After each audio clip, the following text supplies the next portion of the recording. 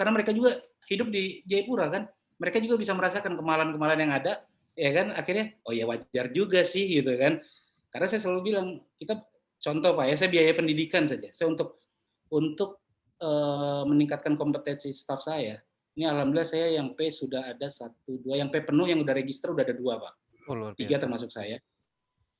Yang 1 bahkan sudah PLP 1 dan PLS. Yang P setengah lah ya, kita sebut yang P setengah itu ada 1, 2, 3, 4 orang. Yang 1 sudah PDP 2 tinggal PDS juga. Nah, saya setiap kali mengikuti biaya pendidikan, Pak, ini mungkin biar didengar juga oleh pengurus MAPI nih, sedikit. Karena saya sudah berkali-kali pernah meminta apa ya, mungkin keringanan atau apalah ya sebut namanya, karena saya juga nggak minta digratisin sih sebenarnya. Cuman saya minta pertimbangan lah, karena kami yang paling jauh, gitu kan. Saya sekali mengikutkan satu staf orang saja Pak, untuk ikut kita contoh ambil PDP 1 lah ya, itu tidak akan habis, saya minimal 15 juta pasti dana saya keluar. Tiket, pulang pergi, hotel, uang saku dia kan nggak mungkin saya nggak kasih selama dia di sana kan. Biaya pendidikan itu paling tidak 15 juta. Ya, itulah mereka staf saya itu yang ya investasi kantor sebenarnya kan. Cuman maksud saya bisa dikalikan saja kalau satu orang sudah sampai PLS gitu kan. Setiap satu kali ikut pendidikan 15 juta kurang lebih seperti itulah biaya investasinya. Jadi Nah, ini saya dulu pernah bapak-bapak yang bilang, terhormat di MAPI mohon Bapak Robi ini disubsidi gitu ya, subsidi ya. Tapi sebenarnya untuk ini ya, sebenarnya konstruktif lah ya, maksudnya untuk membantu apa ya namanya profesi terutama peningkatan kompetensi di sebelah timur Indonesia begitu Pak ya.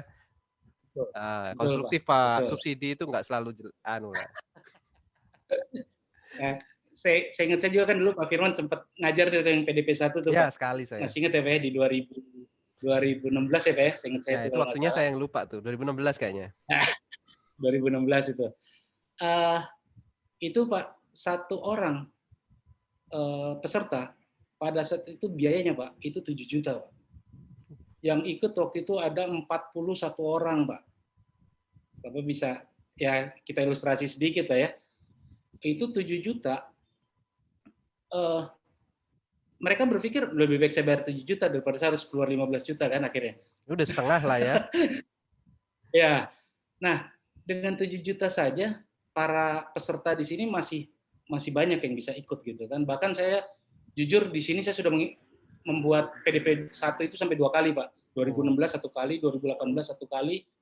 Target saya di 2020 tapi terbentur COVID. Akhirnya insya Allah di tahun 2021 paling tidak saya masih besar harapan saya dan niat saya untuk mengenalkan lah profesi ini di tanah Papua ini khususnya Pak, gitu kan. Jadi harapan saya mungkin mudah-mudahan, nah ini kan DPN baru nih, DPN MAPI terpilih ini mungkin pengurus baru ini bisa mendengar nih kondisi kita di Papua. 7 tahun Pak saya di sini, tapi pertumbuhan anggota MAPI sangat sedikit, sangat lambat Pak, sangat lambat. Satu memang nggak ada KJPP lagi, jadi saya selalu mencari peserta itu dari perbankan ataupun pemerintahan. Karena kalau dari internal KJPP kan paling cuma berapa orang, ya itulah paling staf saya juga kan yang ikut. Itu gitu aja kan. muter terus. Ya, gitu aja. Nah, cuman mungkin kalau saya mau buat event-event seperti PDP 1 lagi kembali di sini, tetap target saya perbankan dan pemerintahan. Cuman mungkin lah dari pihak pengurus MAPI yang baru ini bisa apa ya, bisa support lah. Jangan sampai 7 juta satu orang juga tuh. Ya kalau bisa ditekan lah gimana caranya, subsidinya berupa apakah gitu kan. Itu mungkin teknisnya dari pengurus lah gitu kan. Cuman saya bisa yakinin 2021 saya akan buat lagi PDP 1 insya Allah gitu kan. Paling tidak kita semakin mengenalkan lah profesi ini ke halayak publik lah di tanah Papua ini gitu kan. Tapi potensi pesertanya sudah mulai kelihatan nih Pak. Kalau nggak ada mapping gitu kan agak ngeri juga tuh Pak. Sekian Ya. juta itu. Kalau saya tetap potensinya ngambil dari pemerintahan dan perbankan sih Pak. Ya masih banyak lah ya itu ya. Masih banyak. Saya kemarin sudah komunikasi dengan bagian pemerintahan dari Kabupaten Jayapura. Ya, Ibu Sekdanya langsung saya sudah ketemu. Beliau malah, oh ya udah Pak Robi kalau memang ada nanti saya siaplah suruh anak-anak. Itu berapa lama ya? 2 minggu. 2 minggu lama sekali kata dia. Bisa dipangkas nggak waktunya? Saya bilang ya nanti kita atur lah Bu, saya bilang gitu. Oh, Pemda Gitu. apresiasinya bagus juga ya Pak ya? Jadi kalau untuk itu Pak, insya Allah sih Pak, insya Allah adalah peserta. Potensi pesertanya masih banyak. Nah, ini sekarang kita mau dengar cerita Bapak nih, biar teman-teman kan nggak kebayang sebenarnya melakukan penilaian di Papua. Ya mungkin sebagian penilai ada ya yang pernah melakukan penilaian di sana, tapi kan cuma tinggal sebentar kemudian balik nih Pak. Nah, Ya, biasanya nih yang nggak terlupakan itu pertama kali melakukan suatu kegiatan nih. Nah, kalau penilaian pertama di Papua gimana Pak? Ada sesuatu yang spesial nggak? Ada masalah atau apa gitu? ya, ya, ya. Ya ini kalau memang bukan besar dan paham dengan kota di Papua memang agak sulit nih Pak. Karena karakter data pembanding di sini tidak seperti kita di wilayah-wilayah lain yang begitu mudah kita dapatkan ditempel, pelang-pelang segala macam. Agent properti pun kan belum ada di Papua Pak. Jadi disinilah trik kita dalam melakukan pencarian data itu harus pintar-pintar mencari. Nah kalau saya sejauh ini sih ya mungkin karena saya memang berangkat dari Jayapura ini sudah dengan logat Papuanya dan segala macam, biasanya kita harus bertanya memang Pak. Jadi selalu saya tekankan sama staf saya sampai saat ini, dimanapun dia survei, pasti ujung-ujungnya bertanya ke sekelilingnya. Itu pasti Pak, karena kalau kita ngandelin data pembanding saja, yang ditempel gitu, udahlah. Bisa dikatakan mungkin dari 50 baru dapat 1 tuh. Jadi harus dicari Pak, harus ngobrol. Mereka fine-fine aja kok masyarakat di sini Pak. Baik-baik saja kok mereka kalau kita tanyain, tidak seperti pemikiran orang di luar Pak. Kalau di luar kan mungkin berpikir, wah orang Papua itu galak-galak gitu ya, keras-keras. Casingnya itu bikin serem Pak. Enggak. Ya. Ya mungkin karena hanya melihat mungkin dari TV lah atau dari apa, tapi buat saya yang sudah lama di sini, enggak Pak, mereka justru senang ngobrol. Kita ajak ngobrol, apalagi kalau kita hargain mereka. Kalau saya nih Pak, kalau lagi bicara masalah, kalau saya lagi nilai yang paling seru nih kalau saya dapat penugasan untuk pembebasan lahan, walaupun bukan saya yang tanda tangan ya Pak ya. Tetap kantor pusat gitu kan. Tapi kan tetap pelaksananya kan kita yang ngerjakan di sini nih. Nah, itu kita berdiskusi dengan adat. Oh, saya sambil makan pinang tuh Pak. Bisa? Sambil makan pinang. Oh, mau nggak mau Pak, harus bisa di sini ya. Jadi sambil makan pinang gitu kan, ngobrol, duduk di para adat mereka. Jadi kalau di Jayapura, di wilayah Jayapura khususnya, mereka itu kalau ngobrolin masalah adat itu selalu di para. Nah, itu kita ajak diskusi dulu di awal. Ntar dulu nih Pak, para itu apa sih Pak? Kayak balai atau pos atau apa gitu? Ya, istilahnya kayak tempat musyawarah adat Pak. Ya, sebenarnya sih awalnya dulu memang dia kayak para tuh apa istilahnya area terbuka yang dia ada atasnya terus bisa duduk bareng-bareng di situ. Walaupun sekarang para itu bisa diartikan dalam bentuk rumah kepala sukunya gitu kan, tempat mereka berkumpul. Biasanya mereka buat tempat memang khusus untuk mereka para adat, tetua adat itu kumpul gitu kan. Oke, lanjut Pak. Ya, jadi saya kalau bicara masalah tanah adat di sini Pak, saya pasti membuka komunikasi dulu dengan masyarakat adat. Memang di sini unik Pak. Kenapa saya katakan unik? Adat di sini bisa menyatakan, taruhlah contoh gini, dia bilang gini, saya punya tanah, pokoknya saya tidak mau tahu, saya mau jual 5 juta. Kalau tidak 5 juta saya terlalu jual. Tapi kalau saya udah masuk Pak, saya ngobrol dengan pendekatan itu, percaya atau tidak, itu bisa sampai 1 juta per meter pun dilepas sama mereka. Wah, kacau juga nih kayak gini nih. Nah, cuman memang ada beberapa hal Pak, yang mereka bertahan. Tapi itu biasanya kalau ada LSM atau ya biasalah orang-orang hukum yang dari pengacara gitu kan. Oh, Ini biasa dia tahu ngompor-ngompor. ya? Dia bisa mengidentifikasi ini mana orang yang memang cari informasi, mana orang yang beli, mana orang yang cari modal untuk dibisniskan yang Ya, lain lah gitu kan. ya betul betul. Cuman mereka di sini sering gini Pak. Ini juga jadi, tapi nggak apa-apa. Ini mungkin jadi lucu juga nih. Ini menjelang Desember nih Pak. Ya, menjelang Desember di tanah Papua di mana-mana kita tahu lah. Ini kan mayoritas di sini Nasrani Pak.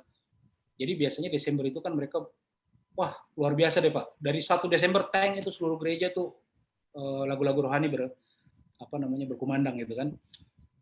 Buat mereka dari 1 Desember itu, oh eventnya udah luar biasa. Jadi istilahnya banyak pengeluaran lah mereka.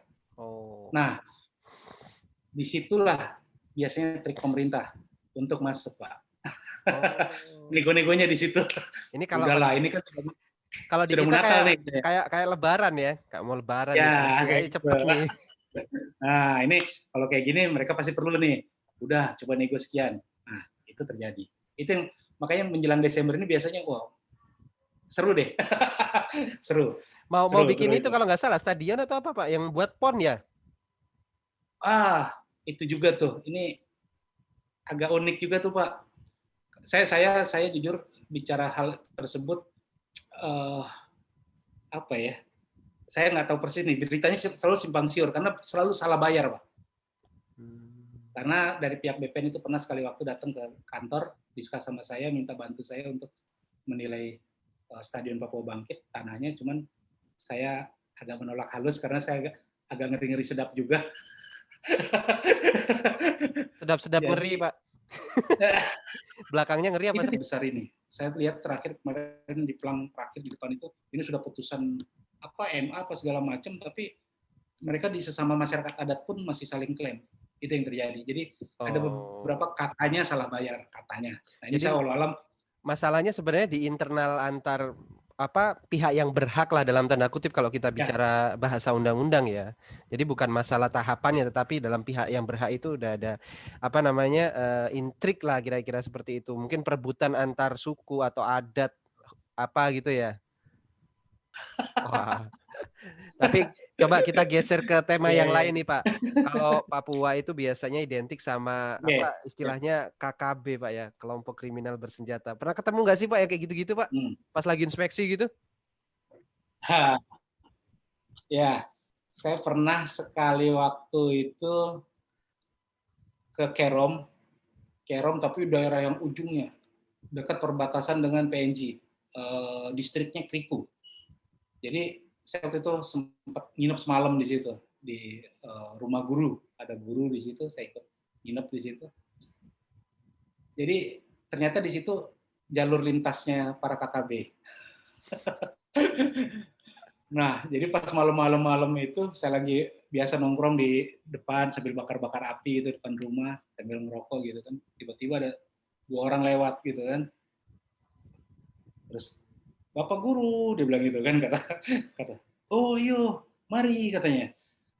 Ini ya, kita nggak ada bakar-bakar ubi sama singkong. Kalau mungkin anak mau kah, katanya kan gitu. Terus dia bilang, "Oh iya Bapak." Mereka ada tiga orang. Tapi yang satu bawa senjata tuh Pak. Saya kan pikir tuh, jadi saya dengan staff saya ada 2 orang lagi, jadi kita bertiga. Ini senjata apa nih gitu. Saya langsung kepikiran, ini kelompok-kelompok ini. Cuman saya diem aja sambil ngerokok, sambil saya tawarin rokok kan. "Mari rokok, ini ada rokok, mau kah tidak?" Saya bilang gitu kan. "Oh iya kakak, terima kasih banyak. Mari kita minta rokok kayak," katanya. "Yo ambil sudah," saya bilang gitu kan. Sudah merokok ya, ada sekitar 15 menit kita ngobrol, terus mereka jalan. Baru habis itu saya ngobrol sama Pak gurunya itu, dia bilang, "Oh ini Pak Ruby, kelompok-kelompok ini yang biasa sering tapi mereka kalau dengan masyarakat, apalagi dengan guru, dokter, perawat kayak gitu-gitu, mereka sangat hormat Pak." Oh, gitu mereka sangat ya. hormat. Ya.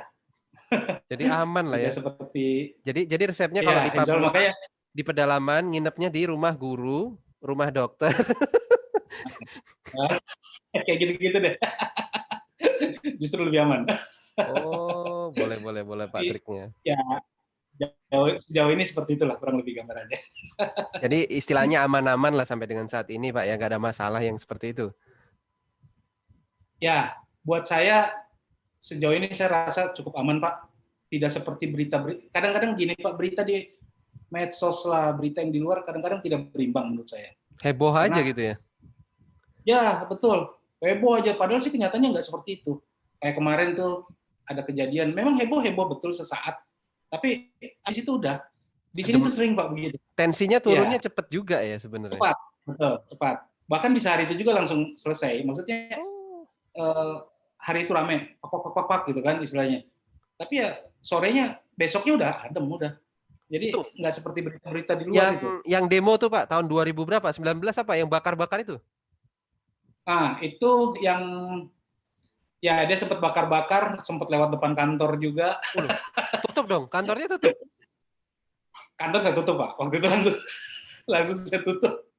Jadi tapi yang disasar kan sama mereka waktu itu kantor MRT yang dibakar, Majelis Rakyat Papua, kantor Telkomsel, mereka nginap sehari di mana di kantor gubernur, tapi besoknya udah dipulangin lagi oleh aparat gitu ya, dikembalikan lagi ke Sentani. Maksudnya agak labil lah gitu ya, yang gampang mungkin tersulut atau informasi yang mungkin tidak lengkap sehingga menjadi trigger untuk kemudian wah ini emosinya naik gitulah ya.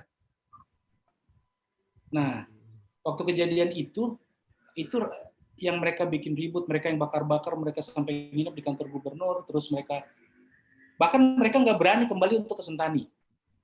Karena waktu itu asli orang Papua pantai lah kita sebut ya, ini antara pantai dan gunung lah gitu.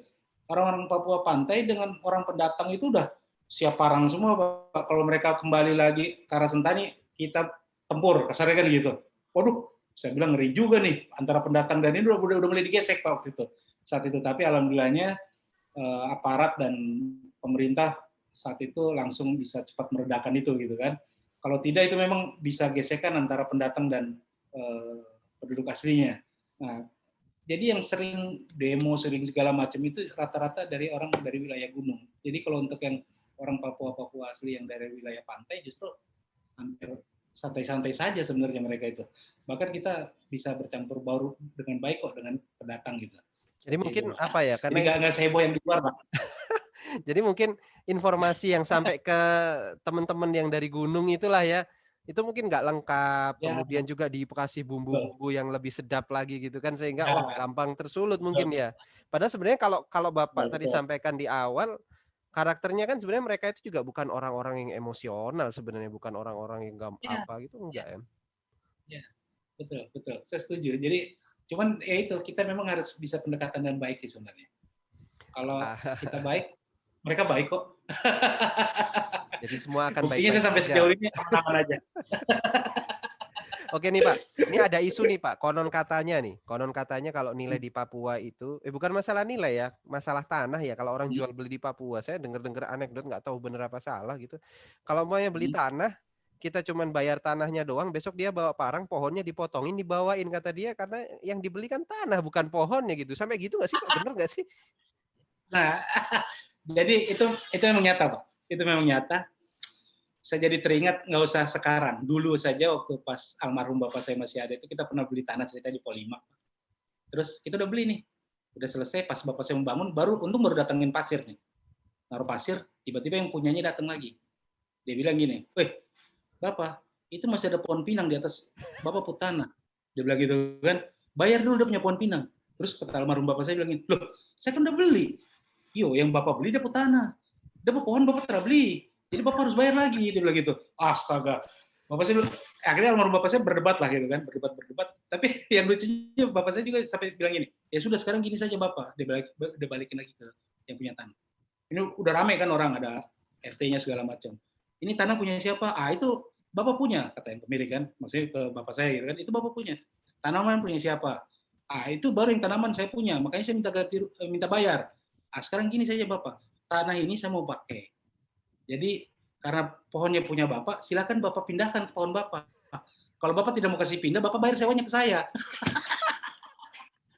Digituin sama almarhum bapak saya, akhirnya ujung-ujungnya, "Pak, ayo sudah, kasih tinggal sudah," kata dia. Tapi itu nyata, Pak.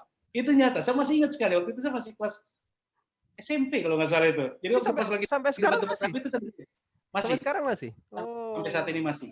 Jadi Jadi mereka memang kalau jadi ya mereka kalau mau kita jual beli itu bukan pakai nilai pasar, Pak ya, nilai penggantian wajar, Pak. ya betul betul.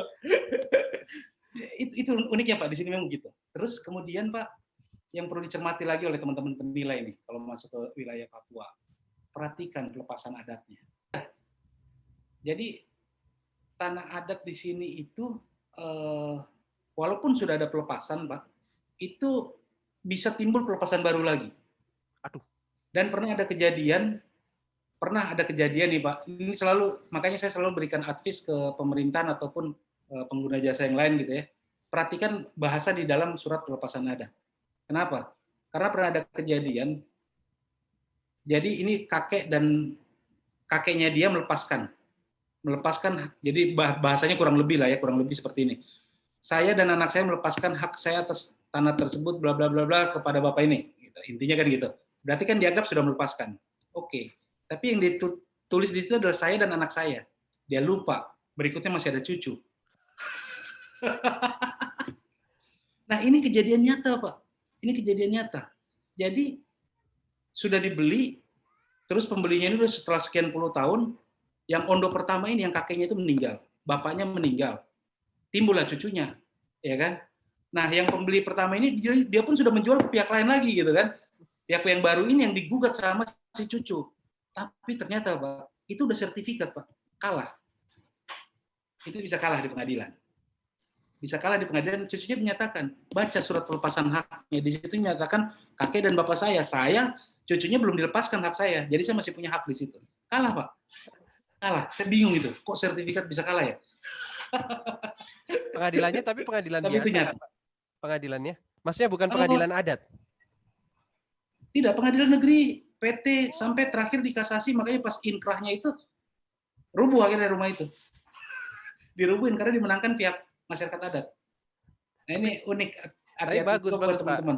Hal-hal yang kayak gini kan jadi bocoran nih Pak. Siapa tahu ada yang tertarik untuk BEP 2 bulan ya di Papua. Sekali-sekali ngobrol-ngobrol malam-malam sambil makan ubi, nawarin rokok ke teman-teman yang pakai senjata gitu kan. Tapi kan baik-baik saja semua gitu Pak. Aduh. Baik-baik saja Pak, alhamdulillah baik-baik saja.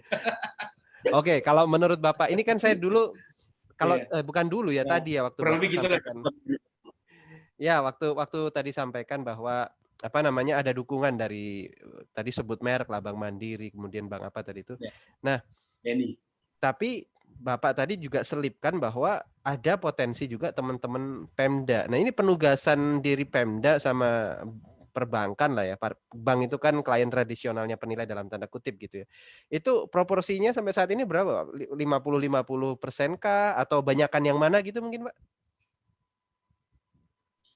Ya, ini kalau bicara tren Pak ya, di awal proporsional perbankan lebih besar. Bisa kita katakan di awal sekali malah mungkin pemerintahan itu cuma 10% kali. Tetapi semakin tahun justru proporsional perbankan di kami semakin kecil, Pak. Oh iya. Saat ini bisa dikatakan mungkin hanya 50-40%-nya. Sisanya itu lebih besar dari pemerintahan. Nah, terkait hal tersebut, maksud saya gini, Pak. Saya jadi teringat ini, mumpung teringat juga. Kalau penilai pertanahan itu harus selalu yang P penuh, nah ini juga untuk Kementerian ATR dan BPN ini, Pak. Kenapa kami penilai PS juga tidak bisa diberikan lisensi tersebut? Karena kalau untuk yang skala-skala kecil rumah tinggal pun banyak, Pak. Iya kan? Kalau harus mendatangkan penilai yang P penuh, berapa besar biayanya yang harus timbul untuk mengadakan pekerjaan tersebut. Sedangkan kan pemerintah juga perlu cepat. Ya. Ini nggak sinkron nih peraturannya nih.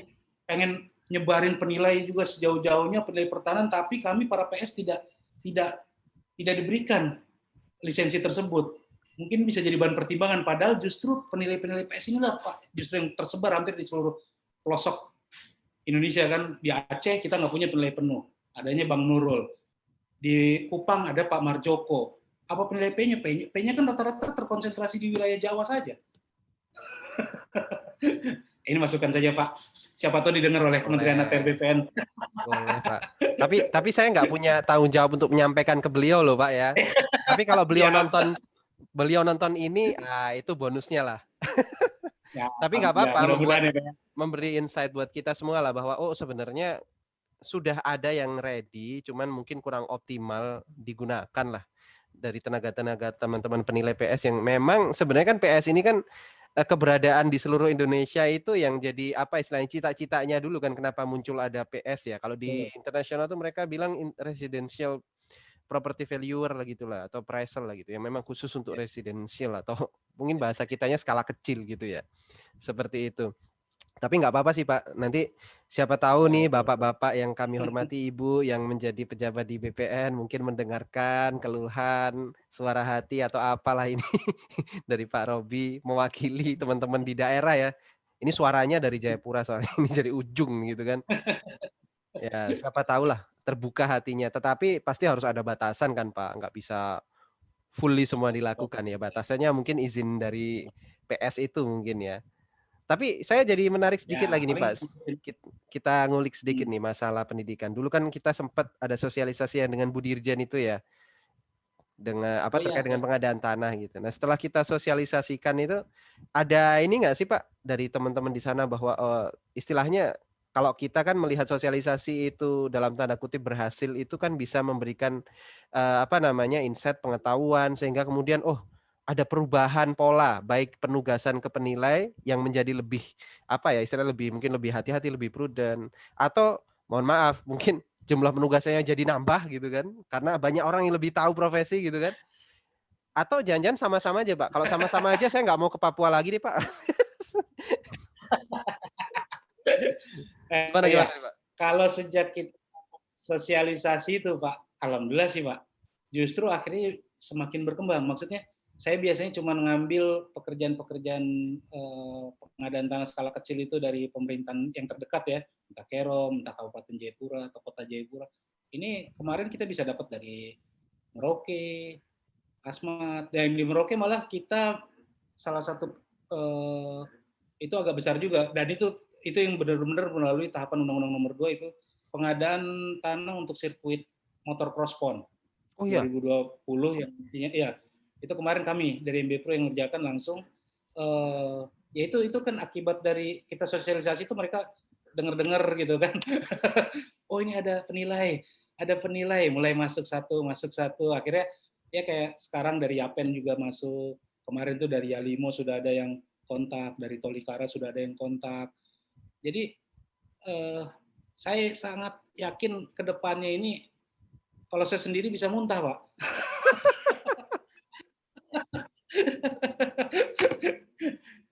dan yang pasti luar biasa lah, makanya ini teman-teman ayolah bantulah kita di sini masuk ke sini kan Pak. Tapi ini pasarnya sangat menarik soalnya. Tapi tadi kan disampaikan nih dari satu tempat ke tempat kan mau nggak mau karena akses terbatas pakai udara satu, kemudian kondisi keamanan. Sebenarnya kalau saya lihat sih isunya dua itu sih Pak, dari sisi teknis pelaksanaan ya, maksudnya dari sisi teknis transportasi atau kondisi di sana. Tapi kalau bicara masalah teknis penilaian, pengetahuan ya mau nggak mau sih memang harus mempelajari local wisdom-nya lah di situ. Nah, kalau menurut Bapak nih, sebenarnya masih oke kan Pak, safe kan? Maksudnya dari sisi keamanan tadi bicara masalah kelompok bersenjata, kemudian transportasi kan kos tinggi juga ya Pak kalau lewat udara dan itu nggak selalu. Ini sepengetahuan saya nih, nggak setiap saat nih karena cuaca segala macam lah kondisi itu kan cepat berubah nih Pak. Boleh komen Mbak masalah itu? Sebenarnya sih sejauh ini menurut saya nggak ada masalah Pak. Bisa terbukti lah. 7 tahun saya di sini, staf saya itu udah sampai pernah ke namanya Bovendigul, ke MAPI, Kepi. Ini MAPI juga nih namanya, Kabupaten nama MAPI soalnya kan, ya? ibu kotanya Kepi tuh. Beneran? Ya, nama kabupatennya MAPI, ibu kotanya Kepi. Betul itu Pak. MAPI dan Kepi, jadi sama tuh. Jadi Asmat, Agats gitu ya.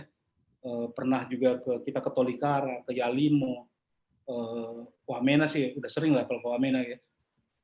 Dogiai, Enarotali, Nabire, ya kan, Serui. Sejauh ini kita aman-aman saja Pak. Insya Allah lah, maksudnya itu yang saya sampaikan, sebenarnya Papua itu rame tapi tidak seperti yang dihebohkan dalam area medsos gitu loh.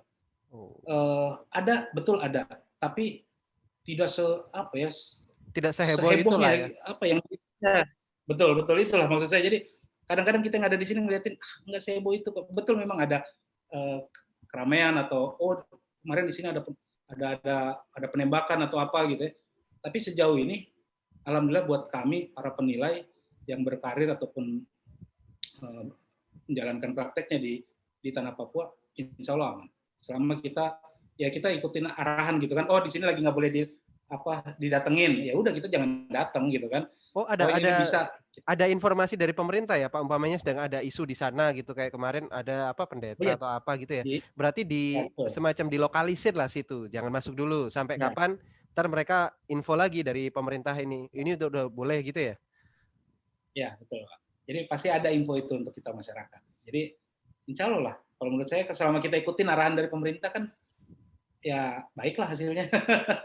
Tapi itu informasi dapat dari mana Pak?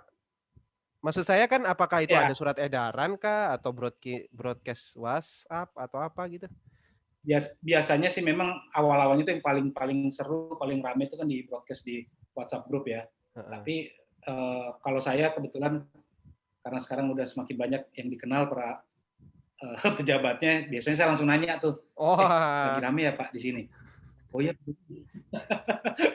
informasi jangan kesana dulu, kasarnya kan gitu. Oh ya wis gitu. Jadi paling tidak kita bisa tahu lah. Tapi pasti kalau memang kita lagi dilokalisir satu daerah pasti diinfo kok Pak. Gitu loh. Oh, jadi itu sesuatu yang udah biasa lah di sana, ada info ini nggak ada isu apa kemudian dilokalisir, nggak boleh berapa hari setelah itu udah buka lagi, oke lagi gitu Pak ya. Tapi kalau kota aman sih sebenarnya Pak, intinya Jayapura itu aman ya. Saya ngomong kayak gini tuh, saya menggambarkan perspektif, mohon maaf nih Pak. Ini kan kalau yang nonton orang dari ujung Aceh sana mungkin ya, Pak Nurul. Halo Pak Nurul. Gitu kan, sampai mungkin di Kalimantan, terutama kami ya kalau saya di sekitar Jabodetabek lah, Jakarta, Jawa gitu kan, gambaran, mohon maaf ini Pak, kan gambaran itu kan kita nggak tahu. Akhirnya kita mengandalkan medsos, mengandalkan berita-berita di televisi mungkin, atau berita-berita di media-media. Dan yang lebih repot tuh kadang-kadang kita lebih percaya di medsos yang saringannya lebih tipis daripada di media. Padahal medsos itu bumbunya sedep banget gitu kan. Kalau kita pakai garam 3, dia kasih 5 sendok makan gitu kan. Jayapura itu aman Pak, karena kita kan di situ gubernur, di situ pangdam, di situ kapolda ada. Ya ring kan? 1 lah ya. Paling simpel gitu. Ya, kalau dibilang kita terbelakang, kita ada mall Pak di sini. Mall ada Mall AB, Mall Jayapura, Sentani City Square, sudah ada 3 mall kita. Saga Mall yang di AB juga 4 malah, ya kan? Jadi nggak seperti yang orang kira lah, wah Jayapura Papua itu terbelakang. Enggak, saya katakan enggak. Kita kota yang luar biasa kok, bagus. Bahkan kita berapa kali kan Jayapura dapat Adipura itu kebersihan. Ya. Buat yang belum pernah ke Jayapura Papua silakan datang lihat sendiri. Kota kita. Iklannya boleh deh Pak. Tapi ya oke lah Pak. Saya kira ini udah lumayan juga waktu ini, saya tadi prediksi berapa lama gitu kan. Ternyata lama juga ya ngobrol sama orang yang udah lama nggak ketemu sih sebenarnya kita kan Pak. Ya, sekali lagi terima kasih nih Pak Robi bisa meluangkan waktu kita sharing di channel saya. Mohon maaf kalau sambil ngobrol-ngobrol kita tadi ada apa yang saya sampaikan kurang berkenan mungkin gitu kan. Tapi sebenarnya ini untuk kita semua sih. Semoga ini memberikan gambaran ya, inspirasi bagi teman-teman penilai untuk membuka kantor di Papua Pak ya. Sangat terbuka. Jangan ya, jadi saya warning nih teman-teman penilai nih, jangan sampai Pak Robi muntah ya. Muntah kerjaan. Nanti bahaya, nanti muntahannya kemana-mana, nanti yang mungut bukan orang yang berahli di bidangnya, bahaya itu kan, gitu kan. Terutama ini sebenarnya di daerah kalau bahasa kerennya itu kan 3T Pak ya, terdepan, terluar, tertinggal, terdalam lah, kira-kira seperti itulah. Jadi untuk berkontribusi ya, membangun daerah menjadi katalisator pembangunan nasional Ya, ya. supaya inklusif nih, supaya rata nih semua nih. Semua kan pasti butuh penilai karena butuh opini yang independen. Mungkin demikian nih Pak ya. Terima kasih sekali lagi Pak Robi. Siap. Mohon maaf ngambil waktunya ini hari libur. Wah, saya nggak tahu nih. Kalau saya sih cuti bersama. Kalau Bapak ada cuti bersama nggak? Kalau ngelihat profilnya di Oh, kantor nggak yakin saya. hmm. Apalagi tadi cerita masalah muntah-muntah ini nggak ada cuti kayaknya. Eh, hari ini habis anak-anak kantor mereka bikin acara Pak ceritanya. Oke. Jadi lagi pada kumpul di bawah tuh. Mereka mau pergi jalan bareng ke pantai katanya. Oh, ceritanya Mumpung gitu. bisa Liburan refreshing Pak. berarti. Baik, sekali lagi terima kasih Pak Robi. Assalamualaikum warahmatullahi wabarakatuh. Sama-sama Pak. Warahmatullahi wabarakatuh.